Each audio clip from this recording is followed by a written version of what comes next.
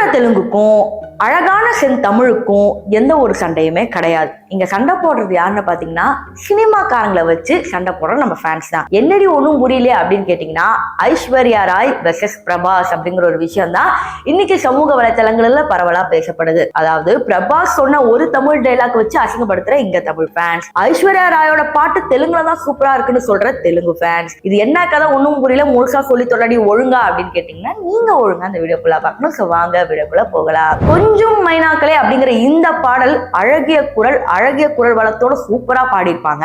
ஆனா அந்த பாடினவங்களே சர்ச்சையில சிக்கிற மாதிரிதான் இன்னைக்கு தெலுங்கு ஃபேன்ஸ் ஒரு வேலையை பண்ணி விட்டாங்க. என்னன்னா Telugu is the musical language. அதாவது என்ன சொல்றாங்கன்னா தமிழ்ல கேட்கும் போது ரொம்ப கேவலமா இருக்கு, தெலுங்குல இந்த பாடல் டப் பண்ணி கேட்கும் போது அவ்வளவு அருமையா இருக்கு அப்படின்னு இங்க ஒருத்தங்க போடுறாங்க. அதுக்கு ஒருத்தன் கமெண்ட் பண்றான், உங்க இண்டஸ்ட்ரி பத்தி தெரிஞ்சனால தான்டா அவங்க உள்ளே வரல, ஐஸ்வர்யா எல்லா படத்தையும் நடிச்சிருக்கா, இன்னைக்கா தெலுங்கு நடிக்கணும்னு அவங்க நினைச்சாங்களாடா அப்படின்னு இன்னொருத்த கமெண்ட் பண்றான். அதுக்கு இன்னொருத்த கமெண்ட் பண்றான், தெலுங்குல எத்தனை படங்கள் தெரியுமா 1000 கோடி ஹிட் ஆயிருக்குது, உங்க படம்லாம் என்ன 100 கோடி தாண்டறதுக்கு அப்படியே வந்து தவுறீங்க அப்படின்னு இன்னொருத்த கமெண்ட் பண்றான். இந்த சண்டை இப்பதான் வருதுன்னு நினைச்சீங்கன்னா அதான் தப்பு. ரொம்ப காலமாவே உங்களோட சண்டை இருக்குங்க. இது எங்க இருந்து ஆரம்பிச்சதுன்னா மகேஷ் பாபு வந்து பல படங்கள், இந்த கில்லி அப்புறம் வந்து நிறைய படங்கள் இருக்கு, எனக்கு அப்படியே லிஸ்ட் போட்டு சொல்ல தெரியல. இதுல பல படங்கள் பாத்தீங்கன்னா விஜய் அவர்கள் வந்து ரீமேக் பண்ணி நடிச்சாங்க. இதுல சூப்பர் மேட்டர் என்னன்னா மகேஷ் பாபு விட விஜய் பண்ண படங்கள் தான் செம்ம ஹிட். அது பொறுத்துக்க முடியாத தெலுங்கு ஃபேன்ஸ் என்ன பண்ணுவாங்கன்னா விஜய் அவர்களுக்கு நடிக்கவே வரல அப்படின்னு விதவிதமா விஜய்க்கு மீன் போட்டு அசிங்கப்படுத்துவாங்க.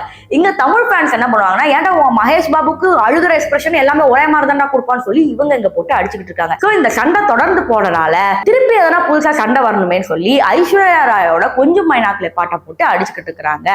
இப்ப இது ஒரு பக்கம் இருக்கும்போது பிரபாஸ் பத்தி நம்ம இன்னொரு விஷயத்த பேசி ஆகணும். பிரபாஸ் அவர்கள் வந்து பாத்தீங்கன்னா பல படங்கள்ல என்னதான் ஆட்டிடியூடா நடிச்சாலும் அவர் நடிச்ச ஃபர்ஸ்ட் ஒரு சில படங்கள் எல்லாம் இருக்கும்ல, அதுல ஸ்பெசிபிக்கா ஒரு படத்துல பல இடத்துல தமிழ் டைலாக்ஸ் வந்து பேசியிருப்பாரு. அதுக்கு ரீசன் என்னன்னு கேட்டீங்கன்னா தமிழ் ஆடியன்ஸை பிடிக்கணும் அப்படிங்கிற ஒரே காரணத்துக்காக அவர் பேசினாரு. அதுல ஒரு சிலதை போய் கேட்டுட்டு வாங்க. மண்டப்பேட்டா, மல்கப்பேட்டா, நாயுடுபேட்டா, தமிழ்நாடு என்னதா ரஜினிகாந்த் நம்ம தலைவர். ஆக்சுவலி இந்த டைலாக்லாம் வந்து பாத்தீங்கன்னா பயங்கர ஃபன்னா தான் இருக்கு. அதுவும் பிரபாஸ் அழகா தமிழ் பேசுறாரு தோணும். ஆனா அது எங்க இருந்து தெரியுமா சண்டை ஆரம்பிச்சது, அதையும் போய் பார்த்துட்டு வாங்க. தெலுங்கு நாய. சோ இந்த தெலுங்கு அந்த வேர்டு இருக்கு பாத்தீங்கன்னா, நான் நாயேன்னு சொல்லக்கூடாது, ஏன்னா ஒரு மொழியை பார்த்து எந்த ஒரு அனிமலோட கம்பேர் பண்றது வந்து நல்லது இல்ல. சோ வந்து ஒரு டைலாக்காக இப்படி வச்சனால அப்பத்துல இருந்து இந்த தெலுங்கு ஃபேன்ஸ் உங்க பிரபாஷே நாங்க இப்படிதான்டா சொல்லுவோம் அப்படின்னு சொல்லி பயங்கரமா இப்ப வரைக்கும் ட்ரோல் பண்ணி எடுத்துட்டு போயிட்டு இருக்காங்க. சோ இந்த தெலுங்கு ஃபேன்ஸ் தமிழ் ஃபேன்ஸோட சண்டை ரொம்ப காலமா போயிட்டு இருக்கு. அதுல சம்பந்தமே இல்லாம ஐஸ்வர்யா ராயும் உள்ள கூட்டிட்டு வந்துட்டாங்க. அவ்வப்போது என்னன்னா உங்க இண்டஸ்ட்ரியே பாத்தீங்கன்னா பொம்பளைங்களை எப்படி யூஸ் பண்ணுவாங்கன்னு தெரியும் அப்படிங்கிற கடினமான ரொம்ப கஷ்டமான வார்த்தைகளும் சொல்லிக்கிட்டு தான் இருக்கிறாங்க. அது உண்மையோட யாருக்கும் தெரியும், நம்ம யாரும் வீட்டுல போய் பார்த்தது இல்ல, இருந்தாலும் நம்ம ஃபேன்ஸ் வந்து சண்டை போடுறாங்க. சோ இந்த நியூஸ் தான் பரவலா பேசப்படுது. சோ இதை பத்தி நீங்க என்ன நினைக்கிறீங்க அப்படிங்கறத கமெண்ட் செக்ஷன்ல சொல்லிட்டு போங்க.